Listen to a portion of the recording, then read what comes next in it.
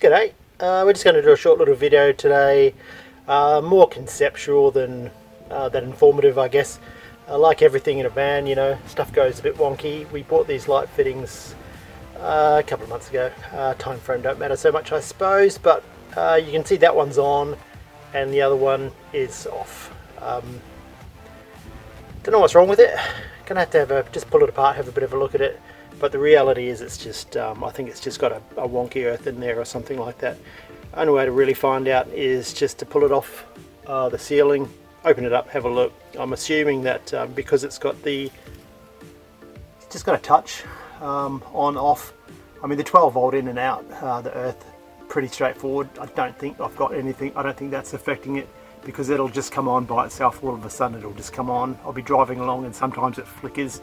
So I'm hoping that there's probably an earth just sort of touching, just earthing itself incorrectly, if there's such a thing, which there probably is because it's not working properly. Anyway, we'll have a crack.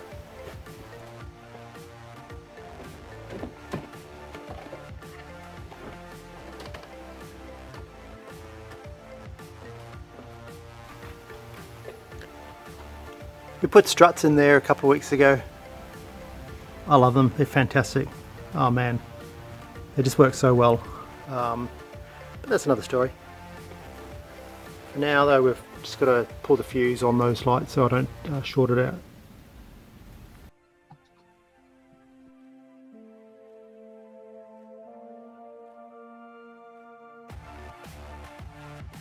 Probably the most important stage of any Renault project or DIY is the next step.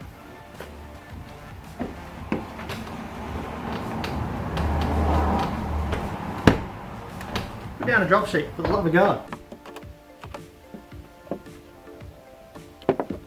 Why I say this one's more conceptual than instructional is all these things are different, eh? All these light fittings are different.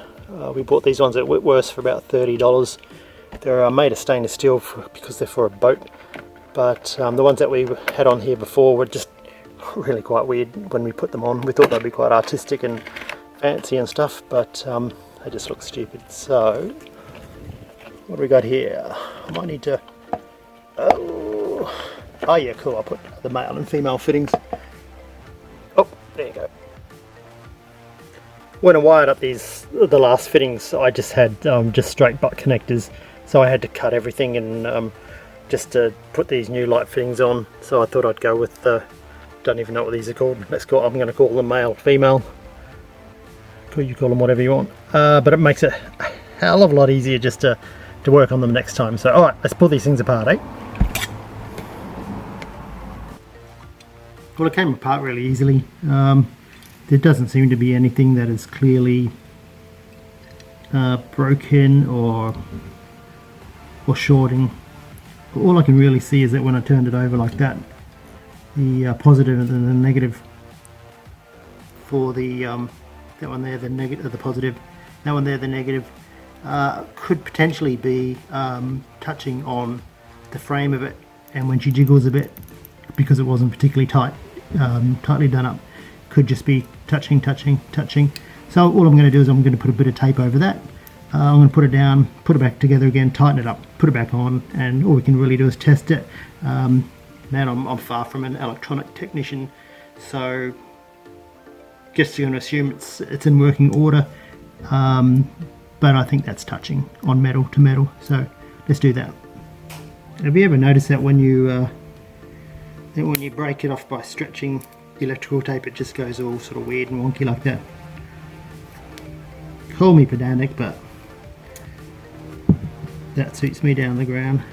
Just cut it. Just cut it. Easy.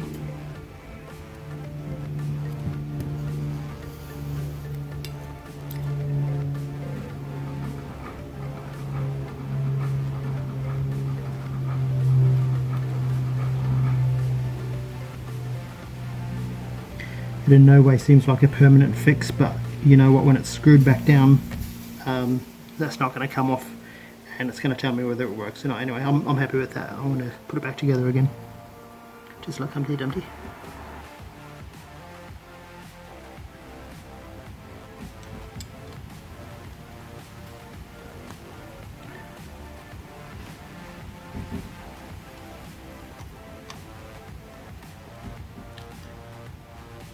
That's the bit that wasn't tight before. Let's see how we go. Which way? Oh, there.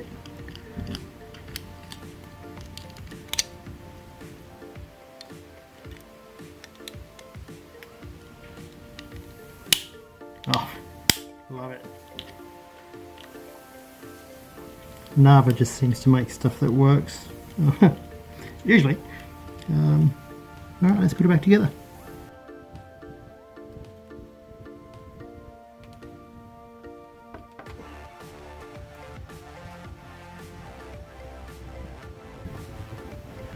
Actually, before we put it all back together, we might put the fuse in and make sure it works. Hey, how about that, Jimmy?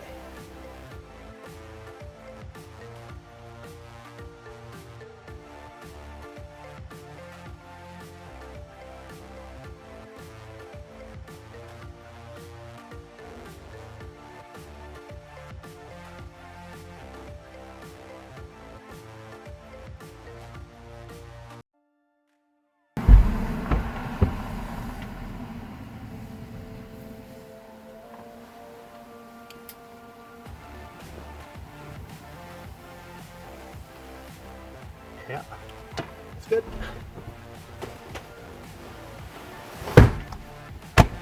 All right, let's put this thing back together. Just need the screw.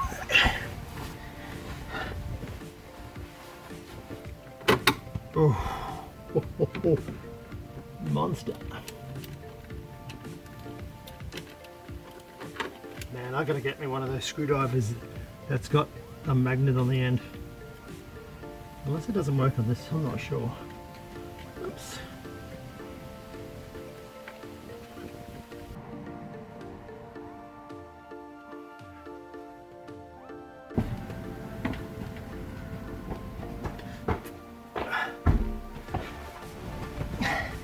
Alright. And of course, the second most important step. Let's clean it up.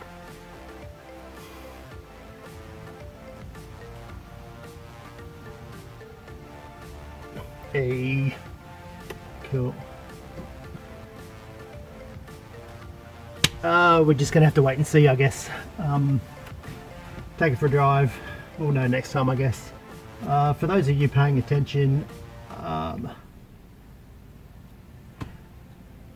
you're going to notice that it's too close to the. It's too close. You can still open them up. You can still get out what you need to get out, but the last light fittings were completely different, and they come sort of over like that. There's plenty of room. Reality is, I wasn't allowing for these to come out quite as far as they were, and that's where the wire was. So you know what, there it is, and it works. It's fine. It's all good. Compromise. You do compromise a little bit with a house that's this big, so it's all good. It's all good. Well, that's it. Done. We'll take it for a spin and we'll see how we go. Eh? I'll let you know.